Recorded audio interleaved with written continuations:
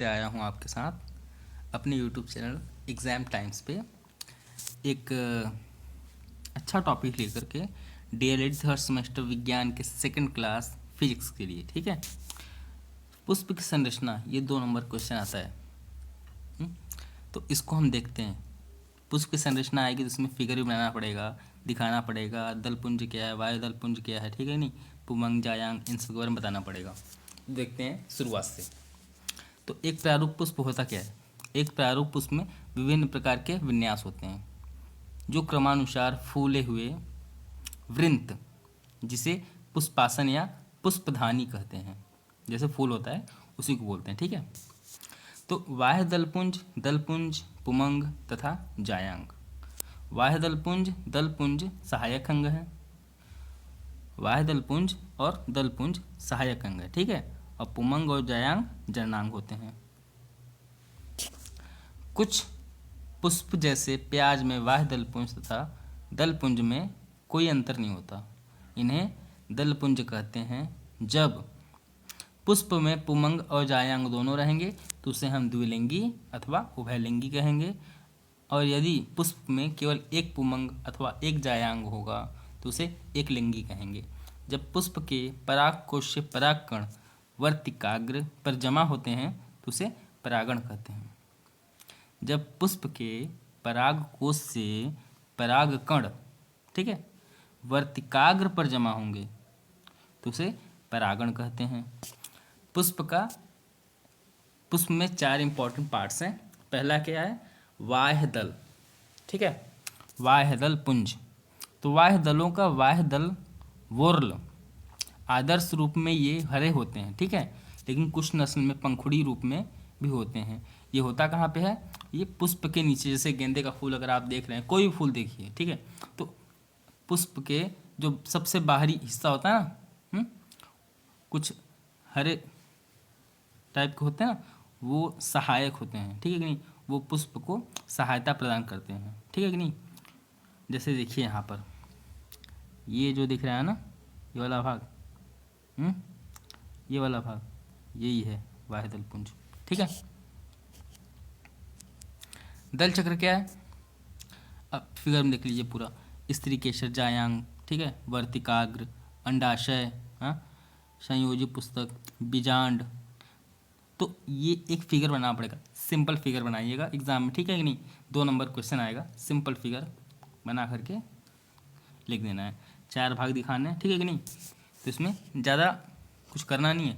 पुमंग जायांग वाह्य दलपुंज और दलपुंज दिखा करके हटा देना है। दल चक्र क्या होता है?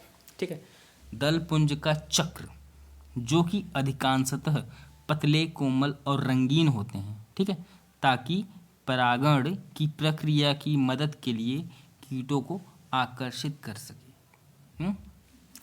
पुमंग क्या होता है?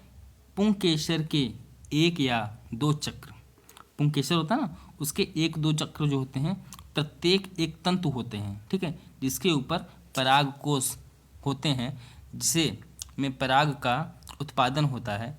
पराग में पुरुष युग्मक कोशिका विद्यमान होती है। आपने फूल देखा होगा तो फूल में ऊपर दाने दिखते हैं ना, छोटे छोटे से दाने, वही हैं। ठीक है, अब चलिए आगे थे जायांग पे, जो कि 1 या उससे अधिक स्त्री केसर होते हैं। स्त्री केसर मादा प्रजनन अंग है। ठीक है कि नहीं, जिसमें अंडाशय के साथ पूर्व बीज, जिनमें मादा जनन कोष होते हैं, भी होते हैं। एक जायांग में कई स्त्री केसर एक दूसरे में संलग्न होते हैं। ऐसे मामले में प्रत्येक पुष्प को एक स्त्री केसर या एक युक्तांडप होता है, तब फूल में युक्तांडपी कहा जाता है। स्त्री केसर की लसलसा अग्रभाग वर्तिकाग्र पराग का ग्राही होता है। वर्तिका पराग नली के लिए रास्ता बन जाती है ताकि वे पराग के कणों से अंडकोश के लिए प्रजनन के सामान को ले जाते हुए निर्मित हो सकें। अच्छा, आप देखिए, ये परिपक्व पुष्प का एक मॉडल है। ठीक है, तो इसमें प्रजनन कैसे होता है? ठीक है नहीं, तो एक फूल से दूसरे फूल पर जो क्या बोलते हैं, कीट होते हैं, मक्खियाँ होती हैं, जब जाते हैं तब जाकर के होता है, ठीक है कि नहीं। इसका एक मॉडल है, इस मॉडल को दिखाना पड़ेगा। नवीकरणीय स्रोत क्या है? ऊर्जा और पवन जैसे स्रोत तो कभी खत्म ना होने वाले स्रोत हैं, अतः इन्हें नवीकरणीय ऊर्जा स्रोत कहा जाता है। ऐसे स्रोत जो कभी खत्म ना हो, ठीक है, जो हमेशा पर्यावरण में विद्यमान हो, उन स्रोत को हम बोलेंगे नवीकरणीय स्रोत। ये किसी भी प्रकार की विषैली गैसों का उत्सर्जन नहीं करते, उत्पादन नहीं करते, तथा ये स्थानीय स्तर पर उपलब्ध होते हैं, जैसे सौर ऊर्जा, पवन ऊर्जा, जल विद्युत ऊर्जा, ज्वारीय ऊर्जा, बायोमास, जैव ईंधन आदि नवीकरणीय स्रोत के उदाहरण हैं। अनवीकरणीय स्रोत, ये सब एक एक नंबर क्वेश्चन हैं। अनवीकरणीय स्रोत ऐसे ऊर्जा स्रोत जिनका भंडार सीमित मात्रा में है तथा ये स्रोत समय के साथ साथ समाप्त हो जाते हैं, उन्हें अनवीकरणीय स्रोत कहते हैं। मतलब ऐसे स्रोत जिनका उपयोग हम सिर्फ एक बार करें, ठीक है कि नहीं, एक बार करने के बाद उनका अंत हो जाता है, उसे हम रिकवर नहीं कर सकते हैं, ठीक है कि नहीं, वो हमेशा विद्यमान नहीं रहते हैं, तो उन्हें हम क्या बोलेंगे?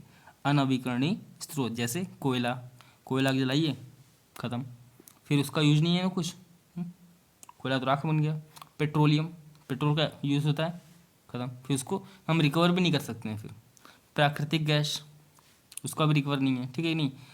आइए देखते हैं, जब कभी पूछ लेता है 2 नंबर में क्वेश्चन आता है नवीकरणीय स्रोत और अनवीकरणीय स्रोत के बीच में अंतर बताइए, तो आप इसे भी लिख सकते हैं, ठीक है कि नहीं। नवीकरणीय ऊर्जा के स्रोत हैं जैसे सोलर ऊर्जा, पवन ऊर्जा, जल शक्ति और जैविक ऊर्जा आदि। लेकिन गैर नवीकरणीय ऊर्जा के वे स्रोत, ठीक है, जिनका एक बार उपयोग कर लेने के बाद दोबारा उनका उपयोग नहीं किया जा सकता, जैसे कोयला, पेट्रोलियम। तो ये जब अंतर आएगा तो लिखने के लिए कि दोनों में अंतर लिखिए, तब इसको लिख सकते हैं आप, ठीक है। ये भी अच्छा क्वेश्चन है। सूर्य ग्रहण क्या है और क्यों होता है? फिगर देख लीजिए एक बार। सूर्य, चंद्रमा, पृथ्वी।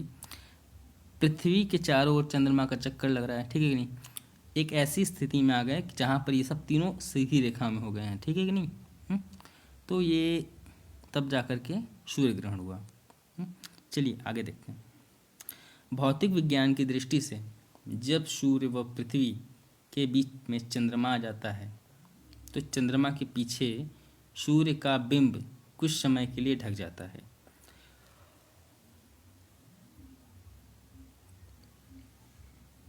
इसी घटना को सूर्य ग्रहण कहा जाता है, ठीक है।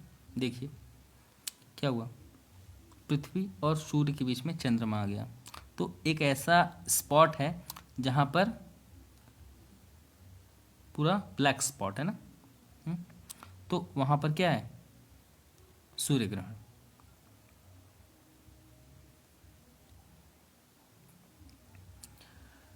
इस घटना को सूर्य ग्रहण कहा जाता है। पृथ्वी सूरज की परिक्रमा करते हैं और चांद पृथ्वी सूरज की परिक्रमा कर रहा है और चांद पृथ्वी की। कभी कभी चांद सूरज और धरती के बीच में आ जाता है, फिर वह सूरज की कुछ या रोशनी रोक लेता है, जिससे धरती पर साया फैल जाता है। इस घटना को सूर्य ग्रहण कहता है। यह घटना सर्वदा अमावस्या को होती है। अच्छा, आप एक बात देखिए, ठीक है नहीं, ये जो ब्लैक स्पॉट है उसके अंदर भी एक ब्लैक स्पॉट है, ठीक है नहीं। जो ब्लैक स्पॉट है छोटा वाला, वहाँ पे पूर्ण सूर्य ग्रहण हो रहा है, ठीक है नहीं। और ये जो अगल बगल दिख रहा है ना ब्लैक स्पॉट, जो छाया दिख रही है, परिछाया, यहाँ पे आंशिक सूर्य ग्रहण हो रहा है। अभी बता रहे हैं कैसे हो रहा है। पूर्ण सूर्य ग्रहण उस समय होता है जब चंद्रमा पृथ्वी के काफी पास रहते हुए पृथ्वी और सूर्य के बीच में आ जाता है और चंद्रमा पूरी तरह से पृथ्वी को अपने छाया क्षेत्र में ले स्वरूप सूर्य का प्रकाश पृथ्वी तक पहुंच नहीं पाता और पृथ्वी पर अंधकार जैसी स्थिति उत्पन्न हो जाती है। तब पृथ्वी पर पूरा सूर्य दिखाई नहीं देता। इस प्रकार बनने वाला ग्रहण पूर्ण सूर्य ग्रहण कहलाता है। चलिए ये देखिए पूर्ण सूर्य ग्रहण क्या है। ये चंद्रमा सूर्य है, सूर्य के आगे चंद्रमा, ये पूरा का पूरा सूर्य को ढक लिया। तो ये पूरी पृथ्वी से देखा जाए कहीं से आंशिक दिखेगा, कहीं से वैसे दिखेगा, लेकिन ये उत्तरी अमेरिका से खींचा गया फोटो, ठीक है कि नहीं, उत्तरी अमेरिका से खींचा गया फोटो। ये पूरा का पूरा परफेक्ट सूर्य ग्रहण है, इसे बोलते हैं पूर्ण सूर्य ग्रहण, ठीक है। चंद्र ग्रहण क्या है और क्यों होता है? अब देखिए चंद्र ग्रहण, यहाँ पर दिखा रहा है ना, पृथ्वी है, यहाँ पे सूर्य है, पृथ्वी के चारों ओर चंद्रमा घूम रहा है, लेकिन कुछ ऐसी स्थिति है जहाँ पे प्रच्छाया और उपछाया, उपछाया में जब जाते हैं तो चंद्रमा पर आंशिक ग्रहण होता है, ठीक है कि नहीं। लेकिन जब ये एक प्रच्छाया पर जब जाती है चंद्रमा, तो यहाँ पे पूर्ण चंद्र ग्रहण हो जाता है। यहाँ पे आंशिक हो रही है उपछाया पर आंशिक चंद्र ग्रहण, और यहाँ पे प्रच्छाया पे पूर्ण चंद्र ग्रहण, ठीक है कि नहीं। चलिए आगे देखते हैं। चंद्र ग्रहण इस खगोलीय स्थिति को कहते हैं जब चंद्रमा पृथ्वी के ठीक पीछे उसकी प्रच्छाया में आ जाता है। ऐसा तभी हो सकता है जब सूर्य, पृथ्वी और चंद्रमा क्रम में लगभग एक सीधी रेखा में अवस्थित हो। इस ज्यामितीय प्रबंध के कारण चंद्रमा केवल पूर्णिमा को घटित हो जा सकता है। चंद्रमा का प्रकार एवं अवधि चंद्र आसंधियों के सापेक्ष चंद्रमा की स्थिति पर निर्भर करता है। चांद के इस रूप को हम लोग ब्लड मून भी कहते हैं। क्वेश्चन में कभी कभी आता है कि ब्लड मून क्या है, तो आपको बताना पड़ेगा। चंद्र ग्रहण का प्रकार एवं अवधि चंद्र आसंधियों, मतलब पूरा का पूरा जब फुल मून हो जाता है ना, हाँ, तो पूरा पूरा मून लाल दिखता है, तो उसे हम लोग बोलते हैं ब्लड मून। अब ब्लड मून होता क्या है? चंद्र ग्रहण शुरू होने के बाद ये पहले काले रंग का और फिर धीरे धीरे सुर्ख लाल रंग में तब्दील हो जाता है, तो इसे हम बोलते हैं ब्लड मून। प्रतिवर्ती क्रिया का उदाहरण क्या है बेटा? ये आता है मैक्सिमम 1 नंबर क्वेश्चन, ठीक है, उदाहरण पूछ लेगा। प्रतिवर्ती क्रिया जैसे बंदूक से गोली चलना, नाव से बाहर जब निकलते हैं तो नाव ऑटोमेटिक पीछे जाती है, ठीक है नहीं, तो ये क्रिया क्या होगी? प्रतिवर्ती क्रिया हो गई। चलिए आज हमारा आपका साथ यहीं तक था, आगे मिलेंगे नेक्स्ट क्लास में।